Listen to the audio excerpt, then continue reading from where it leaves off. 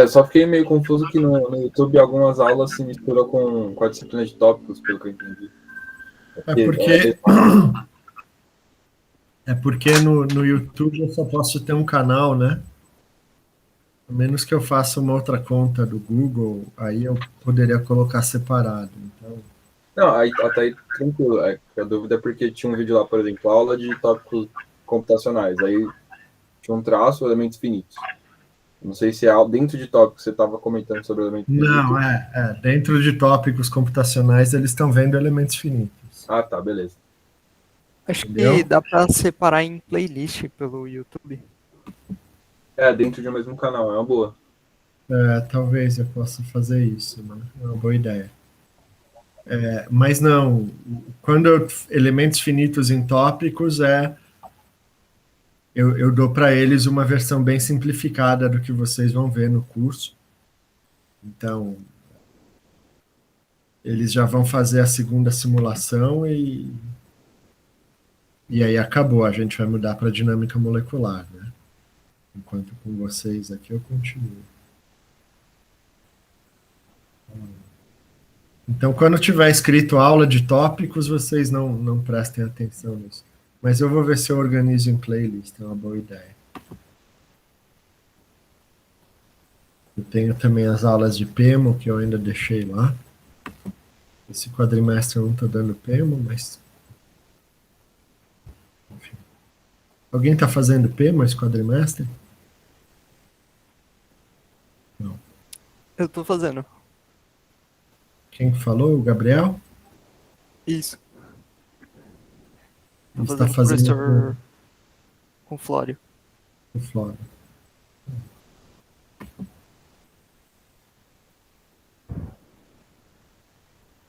Acho que eu vou até dar uma olhada nas suas aulas também, que eu vi que tem no YouTube. Pode ver. Eu não sei se o Gabriel, se o Flório segue os mesmos passos que eu. A gente até conversou uma época, mas. Enfim, pessoal, vamos lá então. Eu vou. Vocês têm alguma questão sobre a simulação antes da gente continuar? Ou tá tudo claro?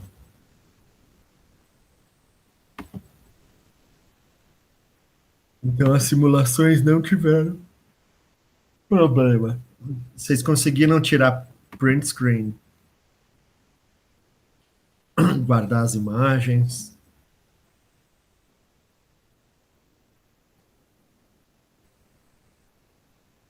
Sim ou Sim, não? professor. Legal. Ixi, eu esqueci, mas tem salvo a simulação, depois eu acho que eu Mas vou refazer os resultados. é fácil. Tá bom, gente. Então, vamos lá. Bom, vocês viram que eu coloquei o plano de ensino, né, no TDIA. Peço desculpas pelo atraso, mas ele está lá agora. E então vocês podem acompanhar um pouco melhor ali o cronograma. Eu vou passar a primeira lista para vocês, tanto a primeira lista analítica quanto a primeira lista computacional, tá? E aí a gente vai combinando o prazo conforme for possível para vocês. Então, pessoal, até agora, quando a gente discutiu elementos finitos, a gente discutiu todos os elementos alinhados ao longo do mesmo eixo, né? Então, todas as nossas barras estavam ali alinhadas ao longo do eixo X e a gente considerava. A gente está considerando que a barra não sofre deformação plástica, então ela não dobra. Então, todo o deslocamento da barra acontece ao longo do eixo dela, né? Que quando ela está horizontal é o eixo X. A gente vai continuar tratando as barras dentro dessa aproximação linear e elástica, desconsiderando movimentos de dobra, né, de bending.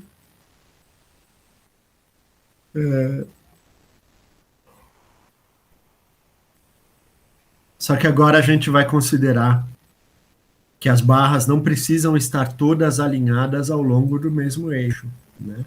Que é o exercício que vocês fizeram no Abacus na, na aula passada, né? Então, vocês simularam uma treliça, vocês tinham bases paralelas e depois 4 barras que não estavam paralelas, né, entre si.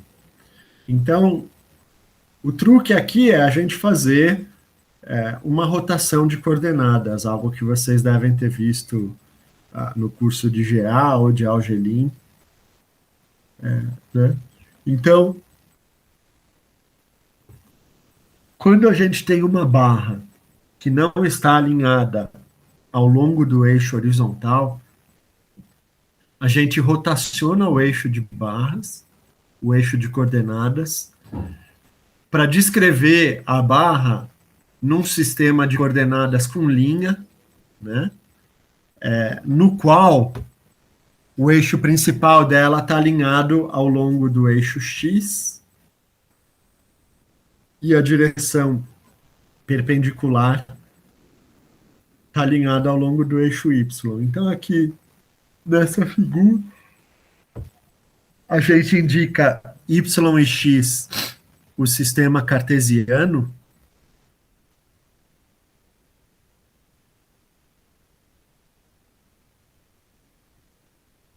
né? E a barra tem um ângulo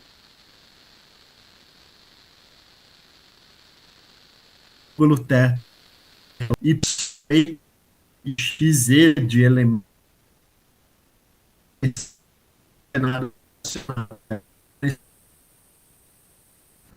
E aí esse problema aqui a gente já sabe resolver, né? Então, nesse sistema de coordenadas, que é o linha E,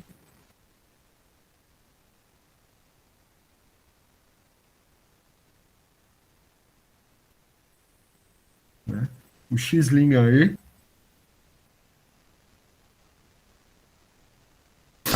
o nó 1 e o nó 2, eles passam a ter 2 graus de liberdade, que é ao longo da direção X e ao longo da direção Y, né?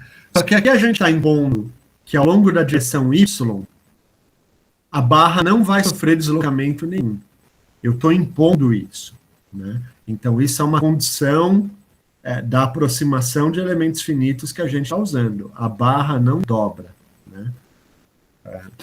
A gente sabe que na vida real,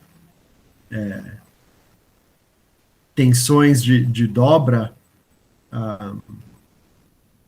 a gente recai no limite plano muito mais rápido do que tensões de elongação, né?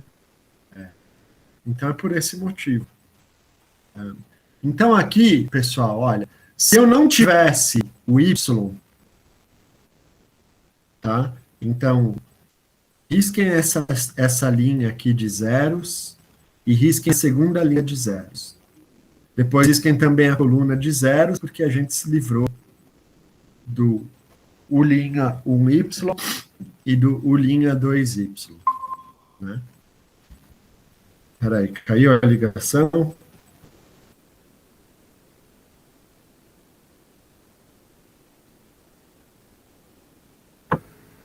Não, ainda não. Vocês estão me Mas às ouvindo vezes aí?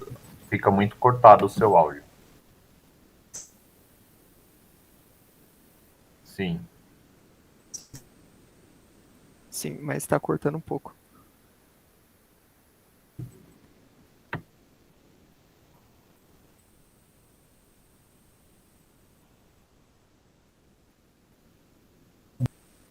Oi, Acho que agora tá comunicando. pessoal, vocês estão me ouvindo? Tá bom.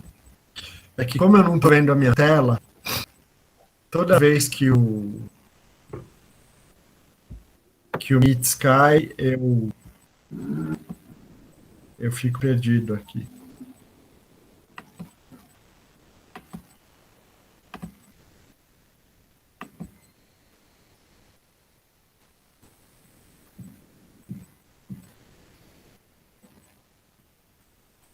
Eu preciso de um repetidor de sinal. Vocês têm repetidor de sinal? Algum que vocês me recomendam ou não?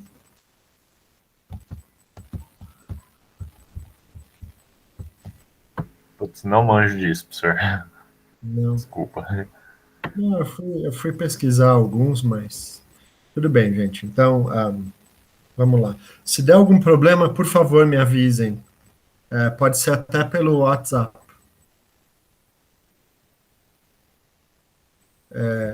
Vamos lá, vamos continuar. Vocês estavam me ouvindo bem, né? Onde a gente parou.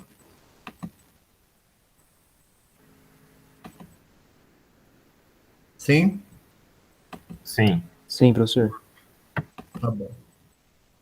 Então, eu estava falando para vocês. Se a gente ignorar que agora existe o grau de liberdade em Y nos nós, 1 e 2, e a gente se livra dessa linha de zeros, das duas, e a gente se livra da coluna de zeros, Professor, pois não. desculpa interromper, não está projetando a tela. O que vocês estão vendo? Tá as telas normais aqui dos usuários que estão logados aqui. Peraí.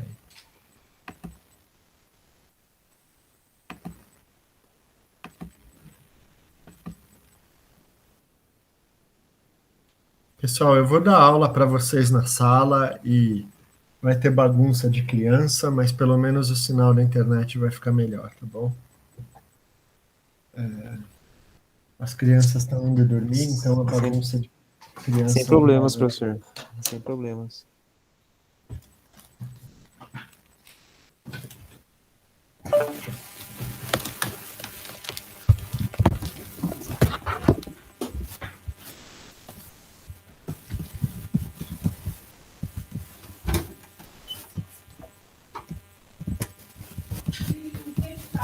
Yanni, eu vou dar aula aqui, tá?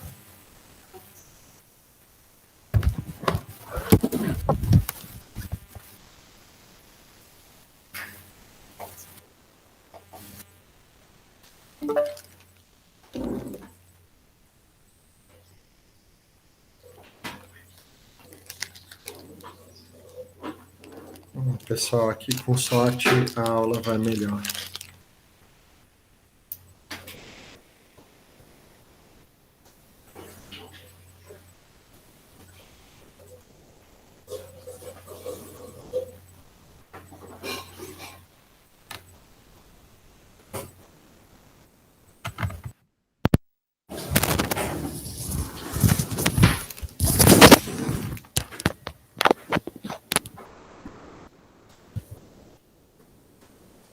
Alô, alô, vocês estão me ouvindo bem? Sim, professor. Sim, professor. Sim, Legal. bem melhor, bem melhor. Ah, que bom. Eu vou compartilhar aqui a tela.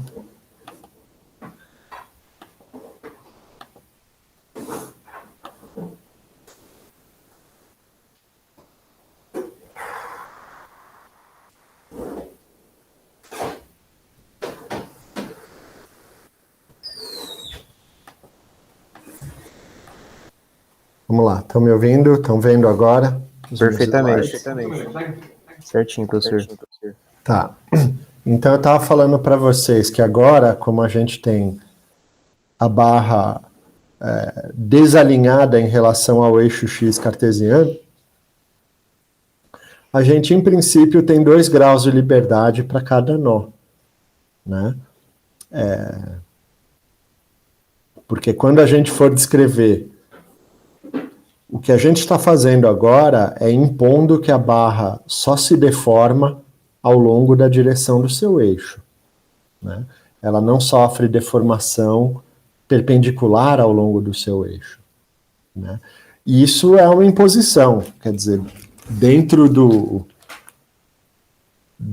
modelo físico que a gente está criando para descrever o problema, é isso que acontece, porque a gente sabe que no mundo real, tensões de dobra, o material vai para o limite plástico e sai do limite elástico muito mais rápido do que por tensões longitudinais.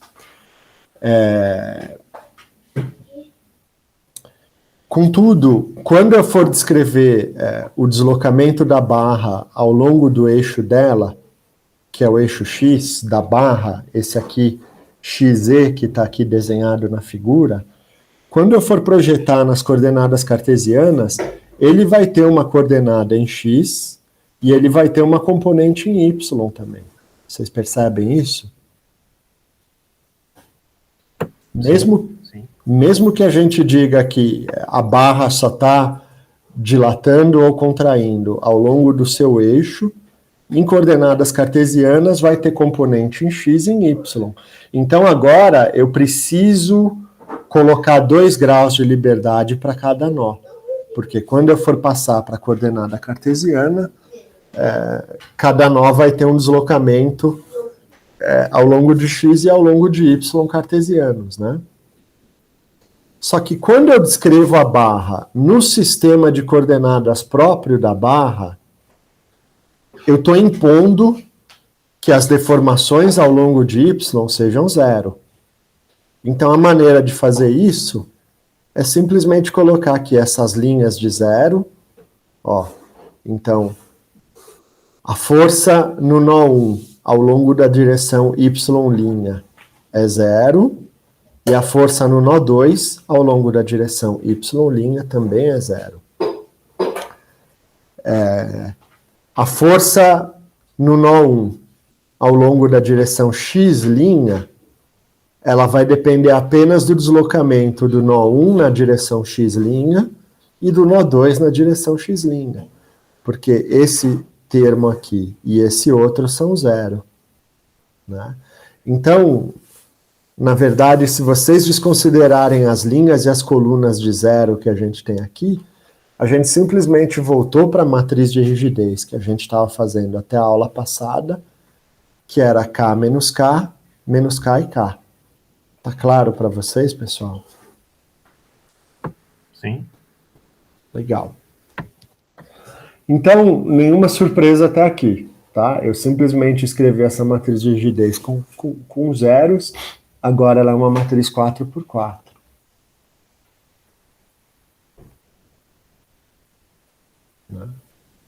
Então, como é que eu vou traduzir desse sistema de eixos linha, que é rotacionado, para o sistema de coordenadas cartesiano? Né?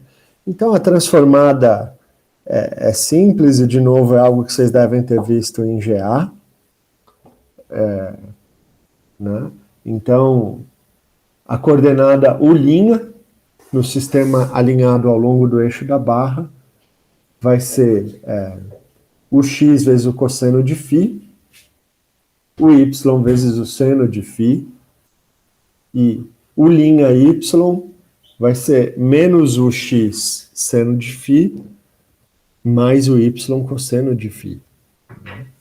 Então, basta vocês fazerem a análise aí com lápis e papel para se convencerem disso. Só que vocês não se lembram, né? Então, eu tenho essa transformação aqui para passar de um sistema de eixos para o outro. Né? Então, eu posso escrever isso daqui em termos matriciais também. Então, a matriz de deslocamento nodal D', ela é obtida aplicando a matriz de rotação R na matriz de deslocamento cartesiano do sistema. Né? Onde essa matriz R, né, vai ser cosseno seno menos seno cosseno, né? E no caso em que a gente tem 2 nós, então a matriz R vai ter essa cara aqui, né? Porque, obviamente, a rotação não vai levar o nó 1 no nó 2, né? Então, por isso, essas submatrizes na diagonal secundária são 0. Bom, essa matriz de rotação, ela tem uma propriedade bastante útil, que ela é ortogonal, portanto, a transposta dela iguala a sua inversa. Né? Então, pessoal, quando a gente tinha todas as barras alinhadas ao longo do mesmo eixo cartesiano X, a gente já sabe fazer isso, né? Construir a matriz de rigidez. Então, vocês construíam a matriz de rigidez pelo método direto, ou então pelo método utilizando aquelas matrizes de junção e as matrizes expandidas que a gente viu, né? Então agora aqui, a partir do momento que eu já sei fazer o mapeamento das coordenadas linha para as coordenadas cartesianas, a gente já pode fazer essa mesma coisa, tá? Vamos ver então como é que isso funciona. Bom, então, quando a gente está levando as forças atuando nos elementos no sistema cartesiano para o sistema linha, então eu vou multiplicar pela inversa daquela matriz de rotação, né? Vocês notem que aqui eu estou indo do linha, quer dizer, eu estou indo do cartesiano para o linha, né? Então eu multiplico pela matriz de rotação. Quando eu quero ir do linha para o cartesiano, eu faço a transformação oposta, tá?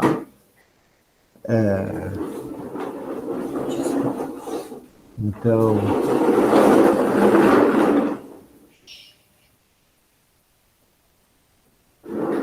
desculpa, tem uma bagunceira aqui.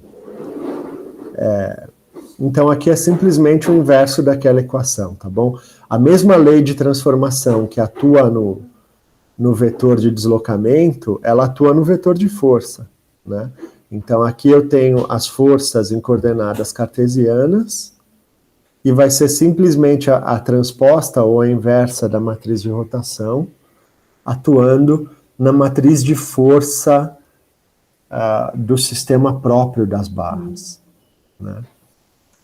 Bom, só que esse F', como F é igual a Kx, a gente sabe que o F' vai ser igual ao K' vezes o D'. Tudo bem daqui esse passo para cá, gente?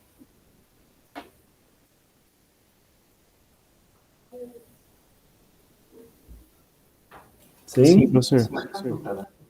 Tá. Então, só que o D', ele se transforma no D pela mesma expressão. É a matriz de rotação vezes a matriz de deslocamento no sistema de coordenadas cartesiano. Então, olha o que a gente tem aqui, ó. A força no sistema de coordenadas cartesiano é igual a esse produto de matrizes aqui, vezes a matriz de deslocamento, também no sistema cartesiano. Então, agora eu estou sem linha. Ou seja, pessoal, a matriz de rotação no sistema cartesiano, ela vai ser obtida multiplicando a matriz de rigidez no sistema próprio da barra, no sistema rotacionado, por esses produtos das matrizes de rotação. Lembrando para vocês que essa matriz K', ela é essa daqui, ó.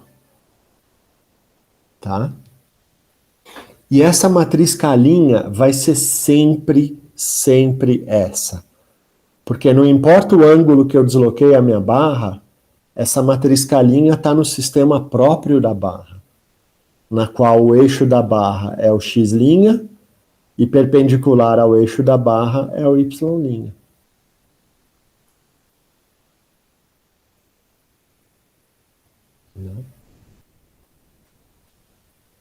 E essa matriz de rotação, ela também sempre vai ser essa.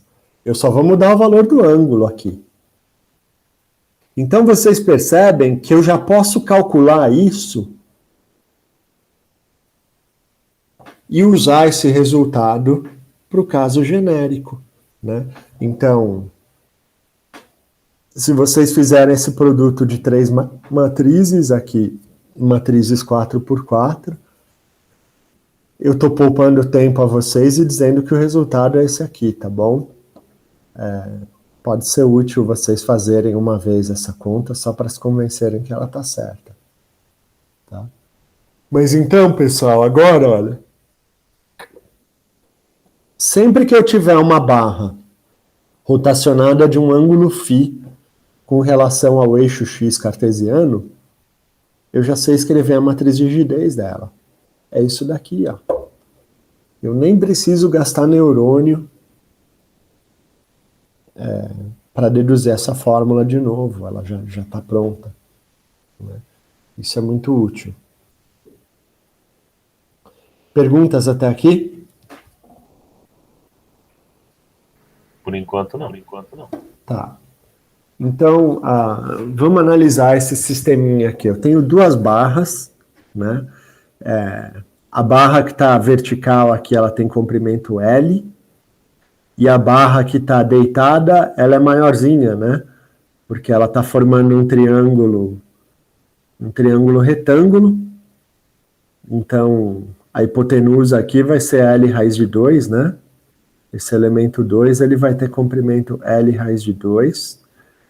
Como esse triângulo aqui é um retângulo isósceles, né, de dois lados iguais, então a gente sabe que esse ângulo aqui, entre a barra deitada e o eixo x, vai ser quanto?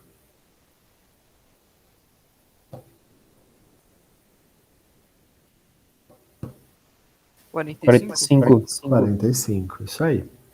Né? E aqui nessa pontinha da barra, tem uma força de 10 newtons puxando o sistema para a direita.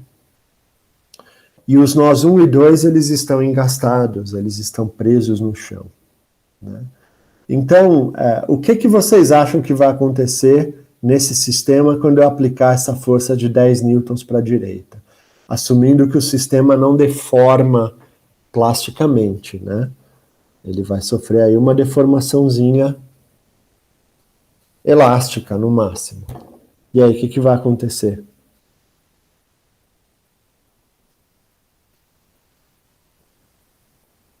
A barra 2 vai ser destendida ou comprimida?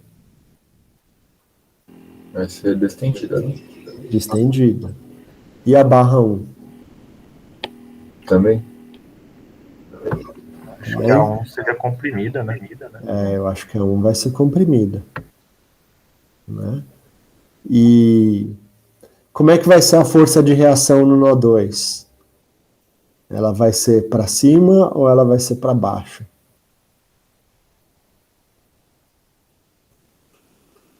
Porque esse nó, o nó 2 está preso, né?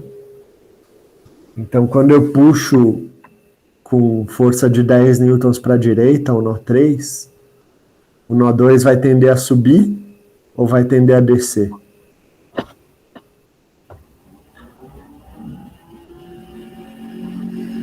Subir, professor. Subir, né? Então, a força de reação vai ser em sentido oposto, concordam? Certo. Certo. Então, a força de reação vai ser para baixo. E o nó 1 vai tender a afundar na Terra ou vai tender a subir também? Ele vai tender a afundar. Afundar. Então, a força de reação nele vai ser oposta, vai ser cima. para cima. Isso. Então, muito bem. Agora a gente já tem uma noção do que deveria acontecer nesse problema. Aqui na sala eu tenho uma vantagem que tem chá para eu beber. Assim, eu fico com a garganta mais... Estou bebendo chá, tá bom? Antes que vocês falem que o professor bebe cerveja na aula, ó, é chá.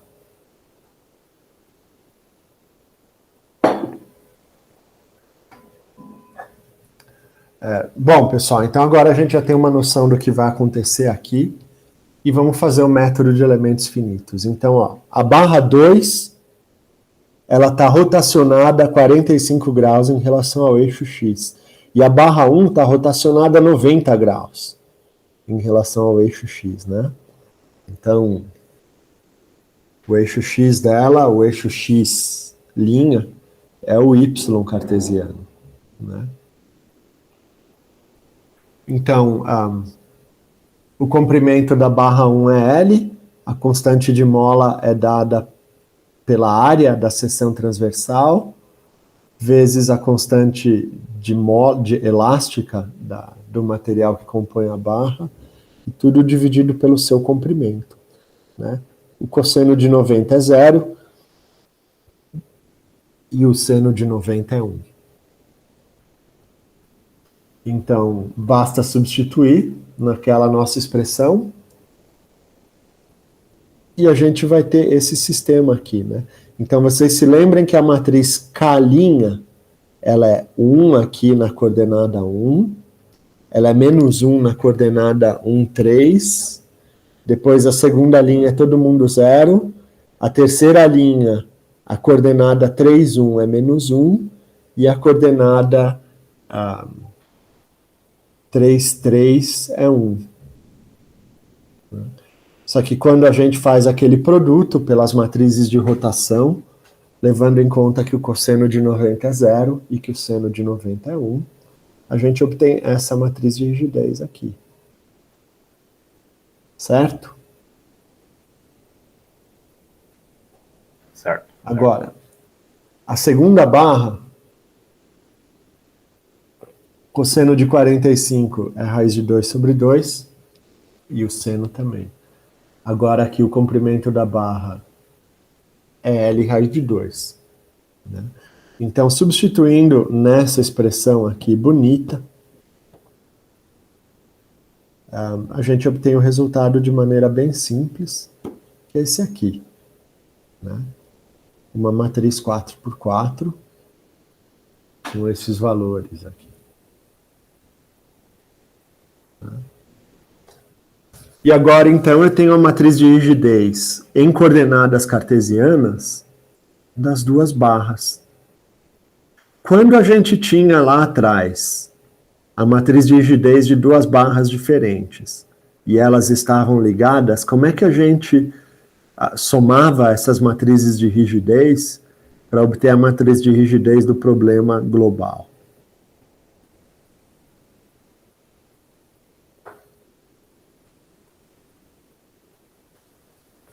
Como é que a gente fazia?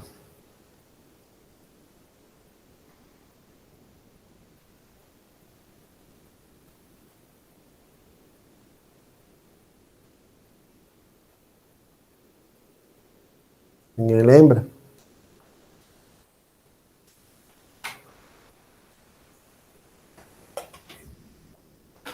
Não, nem umzinho?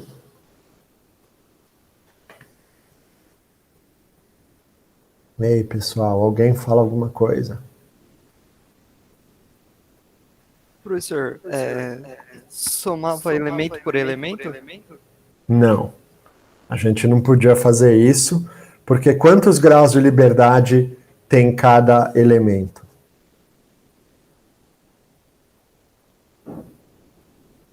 Nesse caso, 2 por nó, né? 2 por nó. Então, cada elemento vai ter 4. 4. Por isso que essas matrizes são 4 por 4. Mas o problema como um todo tem quantos nós? 3. 3. Então, ele vai ter 6 graus de liberdade, concordam? Ah, sim, lembrei agora. Então, a matriz de rigidez global, ela vai ser uma matriz 6 por 6. E aí? Então, eu não posso somar isso. Eu preciso fazer alguma coisa antes de somar. O que eu faço? Você tem que estender a matriz. Eu tenho que estender. Então, quem que está falando agora é o Gabriel? É. Gabriel. E aí, Gabriel, o elemento 1 aqui, ele está conectado a quais nós? Ao 1 e 3. Então, como é que eu vou estender essa matriz?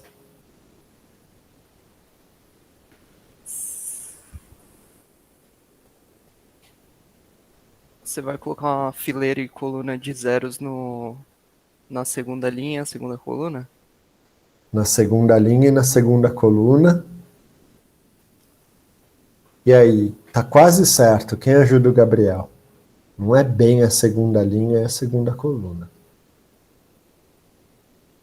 Gustavo, você consegue ajudar o Gabriel? A gente vai ter valores na primeira linha e terceira coluna, porque são os nós que o elemento estão conectados, as demais serão linhas e colunas de zeros, até formar a matriz 6x6. Isso. Só que essa matriz aqui já é 4x4. Então, quantas linhas eu tenho que pôr de zero e quantas colunas eu tenho que pôr de zero? Mais duas. Mais duas. E onde eu vou pôr essas duas?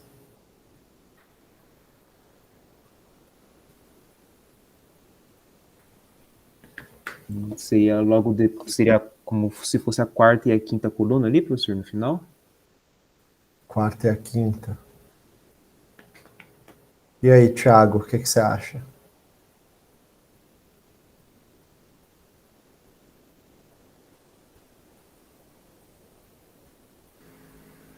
Eu tava indo na mesma ideia do Gabriel. A ideia do Gabriel está correta. A única coisa que vocês estão esquecendo é que agora cada nó tem 2 graus de liberdade. Então, a primeira coluna e a segunda coluna dizem respeito ao nó 1. E a segunda coluna e a terceira coluna e a quarta coluna, desculpem, a terceira e a quarta, elas dizem respeito ao nó 3. Então, o nó que aqui não entra é o nó 2.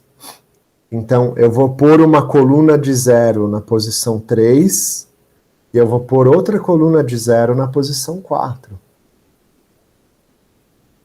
E da mesma forma, eu vou pôr uma linha de 0 na posição 3 e uma linha de 0 na posição 4, porque o elemento 1 não está conectado ao nó 2. Já na barra 2, a barra 2 ela está conectada aos nós 2 e 3. Então ela não tem contato com o nó 1. Então eu vou pôr 2 colunas de 0 aqui no começo e 2 linhas de 0 também no começo.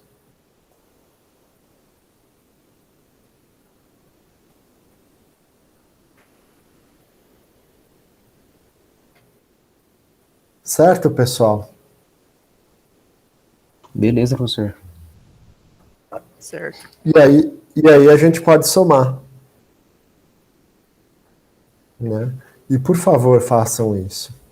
Tá bom? Façam isso tudo na mão, que é o jeito de ficar mais claro para vocês. Bom, então agora a minha matriz de rigidez tá esse negócio cabeludo que é uma matriz 6x6. Né? Que é um negócio chato já de inverter. Na mão, pelo menos, né? No computador, não. Bom, só que a gente tinha feito um truque nas últimas aulas para resolver esse sistema de equações matriciais. A gente levava em consideração quais nós eram engastados e quais nós eram livres, e a gente traçava uma linha, lembra? Lembra, Gabriel? Lembro. A gente traçava uma linha separando os nós livres dos nós engastados. Né? Então, aqui quais são os nós essenciais? 2 e 1. 2 e 1. E o nó 3 é livre. Então, quando a gente for pegar a matriz de deslocamentos desse cara, ela vai ter essa aparência aqui. Ela é uma matriz coluna com 6 entradas, sendo que apenas as 2 últimas são diferentes de 0, e esse o 3 é justamente o que a gente quer descobrir.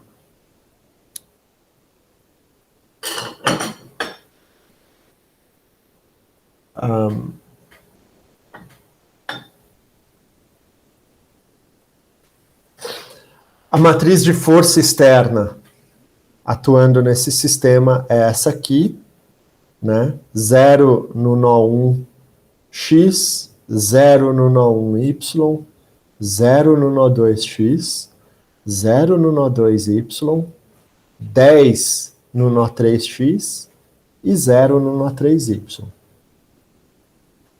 E a matriz de força de reação, ela vai ter essa cara. Então, nos nós engastados, eu, em princípio, tenho força de reação em todas as coordenadas dos nós engastados, né? Tudo bem até aqui? Sim. Bom, então, essa matriz de deslocamento, a gente vai fazer como a gente fez naqueles problemas anteriores. A gente separa ela em deslocamentos engastados ou essenciais e os deslocamentos livres. E a matriz de força também, a gente separa nas forças livres e nas forças essenciais, que são as forças de reação aqui, né? E aí a gente vai separar, então, a nossa matriz daquele jeito. A gente traça uma linha horizontal que vai dividir aqui na matriz de deslocamentos, ela vai dividir os nós livres, ou os graus de liberdade livres, que nesse caso são os dois últimos, dos graus de liberdade engastados, que são os 4 primeiros, né? Então, eu vou ter 4 linhas acima desse tracejado e eu vou ter 2 linhas abaixo dele. Da mesma forma, eu vou ter 4 colunas antes desse tracejado e 2 colunas depois dele, né?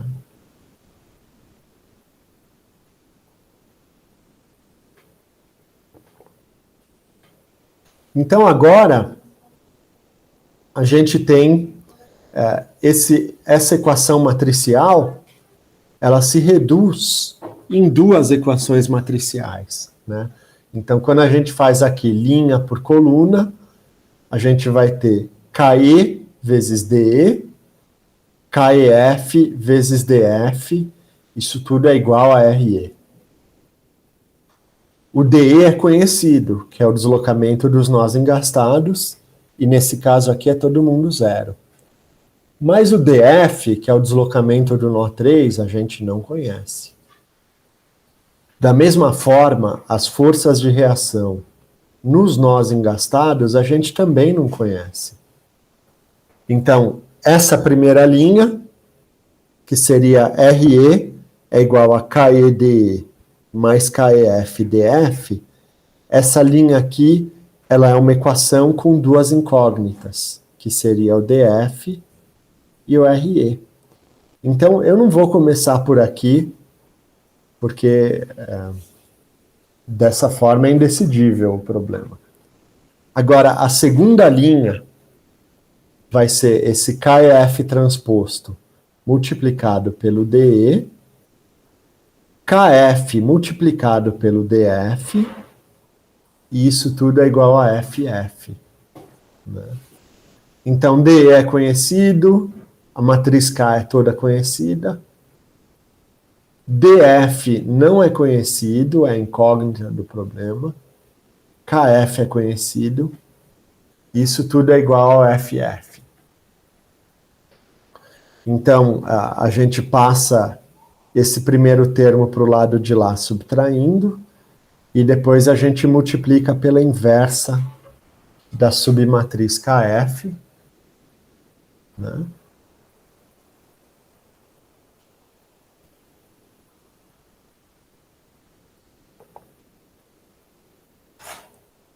E a gente, assim, pode descobrir o valor do DF. Todo mundo que está aqui do lado direito dessa equação é conhecido, né? Agora, notem, pessoal, que eu tinha uma matriz 6x6 ali. Agora, essa matriz KF e essa matriz KEF, elas são matrizes, a matriz KF é uma matriz 2x2, que é fácil de inverter, né? E a matriz KEF, enfim, ela é uma matriz 2x4, mas ela eu não preciso inverter. Então, eu já fiz com vocês como é que a gente inverte matrizes 2x2, não fiz? Sim ou não?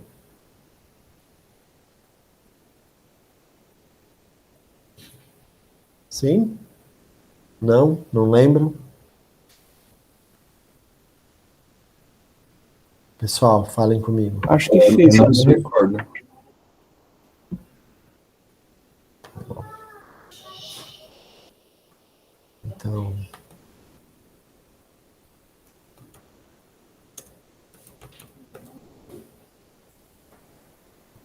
Então, matrizes 2 por 2 a gente pode inverter. Boa noite, Ali. Me dá um beijo. Vem cá, querida.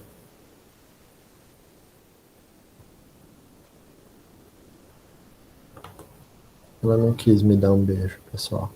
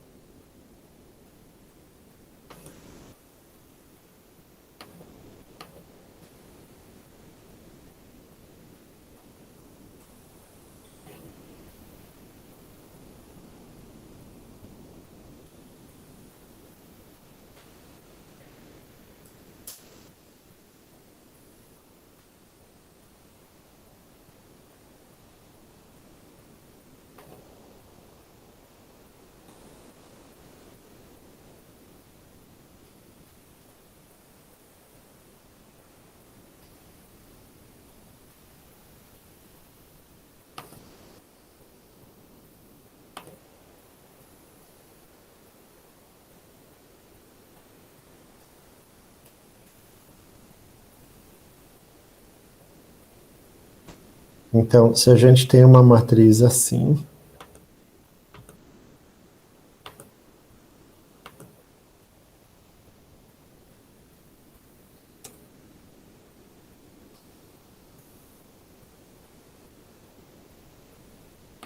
para inverter essa matriz, a gente divide pelo determinante. Qual é o determinante dessa matriz?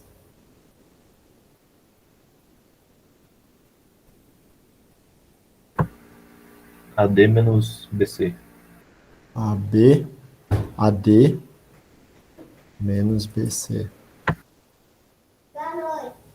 Boa noite, Ali.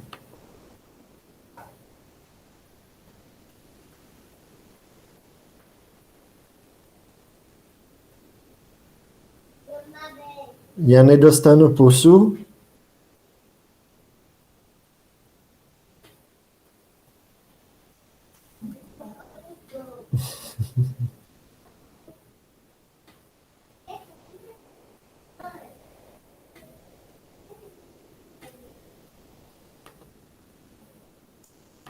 Então, pessoal, é assim que a gente... na verdade... Boa noite, amor. Fala boa noite pro pessoal. Não? Tá bom. Papai, Oi. sabe o que a gente pode comprar, por O quê? favor? Isso aqui, esse aqui, da Mônica de Cebolinha, por favor. Tá bom, amor. Eba! Boa noite.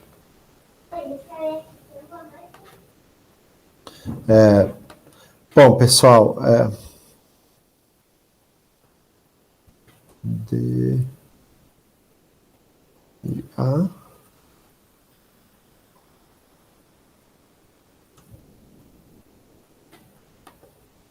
Então, é assim que inverte uma matriz 2 por 2. Vocês invertem os termos da diagonal principal e trocam o sinal da diagonal secundária. E isso é fácil de provar, mas é útil vocês terem de cabeça, né? Pelo menos, enfim. Quando o curso é presencial, é mais útil. Quando o curso é online, vocês têm várias maneiras de fazerem essas contas, sem ter que lembrar isso. Mas, enfim, é muito simples para a gente inverter essa matriz aqui, KF, né? Então, o KF precisa ser invertido, e aqui é fácil fazer, né? Então, a matriz KF é essa aqui, né? E agora a gente pode resolver isso daqui, e a gente vai obter que o U3x e o U3y vão ser 10 mais 20 raiz de 2 e menos 10. Bom,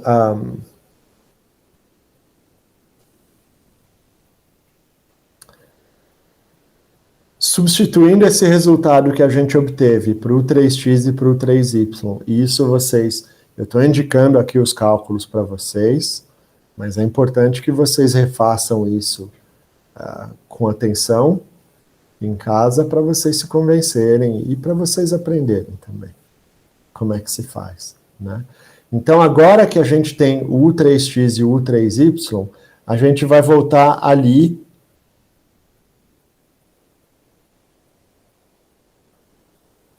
tá errado. A gente vai voltar aqui nessa primeira equação, né?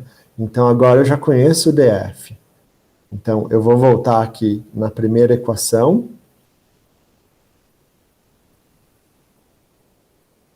Aqui está errado, eu preciso arrumar. E a gente vai obter as forças de reação.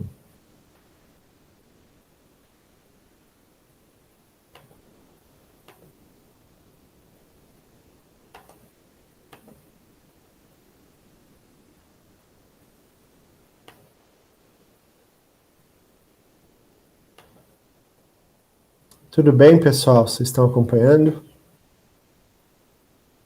Sim, professor.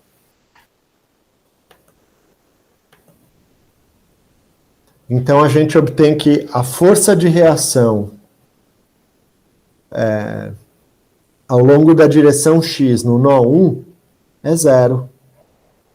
E a força de reação ao longo da direção y no nó 1 é 10 newtons para cima. Isso está de acordo com o que a gente tinha previsto no começo do problema?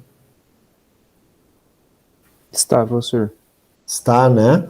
Porque a tendência desse esforço é empurrar a barra 1 para dentro do solo. Como ele está engastado, ele não afunda, então a força de reação do solo é em sentido oposto. Por isso o sistema está em equilíbrio. E no nó 2, a gente está puxando ele para a direita, a tendência dele é ir para cima e para a direita. Então, a força de reação nele é menos 10 para baixo e é menos 10 para a esquerda. Faz sentido? Sim.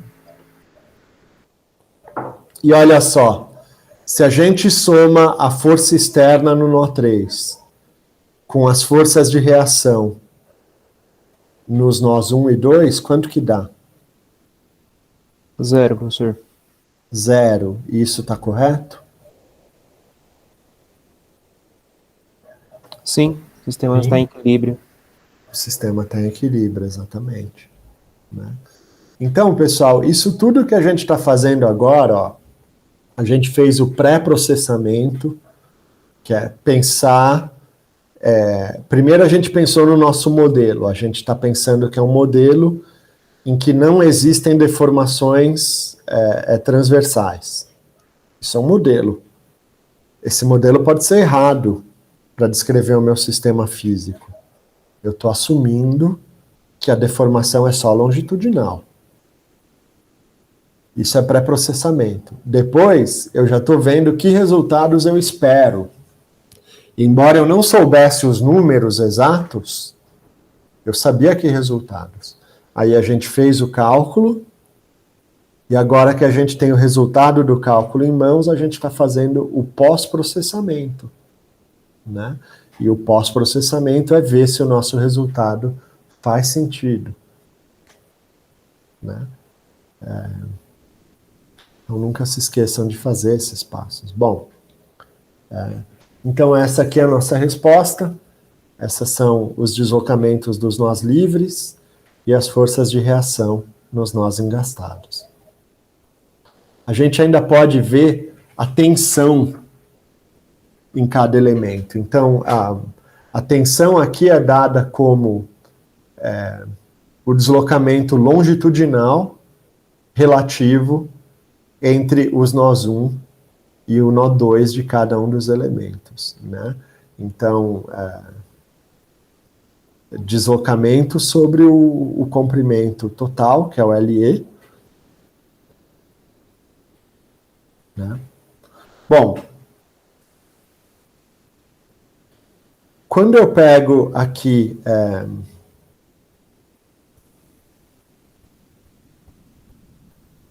isso aqui é da barra 1, né?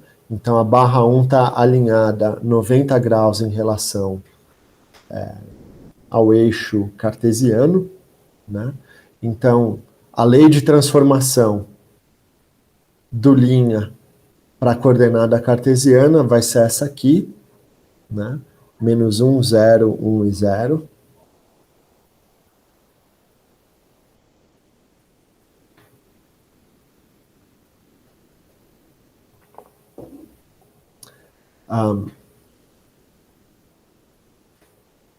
Não, desculpe, gente, eu só tô escrevendo isso daqui. Eu estou escrevendo dessa maneira só para transformar essa equação na equação com todos os graus de liberdade engastados do sistema, né? Então é só um truque aqui, que eu estou colocando zeros para manter essa equação aqui igualzinha, né? Agora, essa matriz de linha de deslocamentos, ela é dada pela matriz de rotação, atuando na matriz de deslocamentos cartesianos, né? Então, a matriz de rotação a gente sabe qual é. Multiplicando por essa matriz menos 1, 0, 1 e 0, vai me dar isso aqui, essa matriz linha. E agora eu posso multiplicar pela matriz de deslocamentos, que eu também conheço, né? Porque o deslocamento da barra 1, o nó 1 não se desloca, e o nó 2 tem esses deslocamentos aqui, né? Então, substituindo esse resultado nessa equação aqui, a gente vai achar que a tensão na barra 1 é menos 10 sobre a área da seção transversal da barra 1. Tá? Existem várias maneiras de calcular a tensão, tá, pessoal? Essa daqui é só uma delas. E as unidades, obviamente, elas vão ser aqui coerentes, né? Depende do sistema de unidades que a gente está usando no nosso problema. Para o elemento 2, é a mesma expressão, igualzinho, né? A única coisa que muda são esses cossenos e esses senos, né? E a matriz de deslocamento também é diferente, mas não muito, né? Porque ela também está entre o nó 2 e o nó 3. Então, a tensão na barra 2 vai ser 10 raiz de 2A, né? Então, a tensão, vejam só, a tensão na barra 2 é positiva e a tensão na barra 1 é negativa. Não foi isso que vocês previram lá no começo do exercício?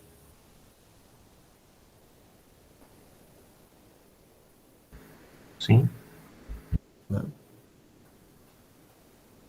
Legal, pessoal. Então, é isso. Isso que eu queria mostrar para vocês hoje. Eu não vou começar o próximo tópico, acho que a gente pode encerrar por aqui. Então eu já vou adiantar para vocês, e quem quiser pode já ir fazendo. A tarefa de vocês agora é reproduzirem esse exercício no Abacus.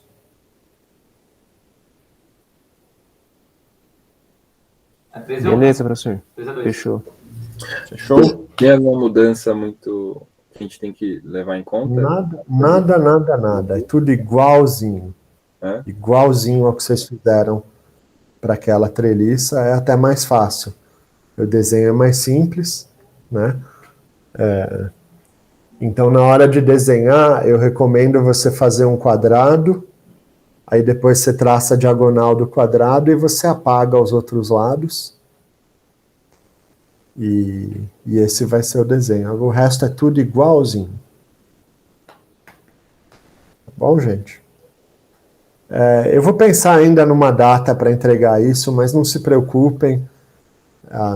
Sei lá, a gente pode deixar a semana que vem inteira para vocês irem trabalhando e vocês me devolvem na outra. Que tal? Vocês já podem trabalhar nisso no fim de semana. Beleza. Beleza, então. E aí eu estou à disposição Beleza. se vocês tiverem dúvidas. Aí a gente entregaria das duas atividades, professor, da treliça e esse exercício? Isso aí, já entrega tudo junto. Beleza, fechou, professor. Alguma questão, gente?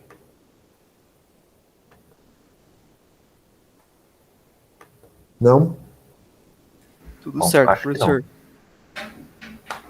Então tá bom, gente. Então boa noite para vocês, bom Professor, descanso. deixa eu perguntar, instruções para a gente elaborar esse relatório. Eu não achei no dia, não estava.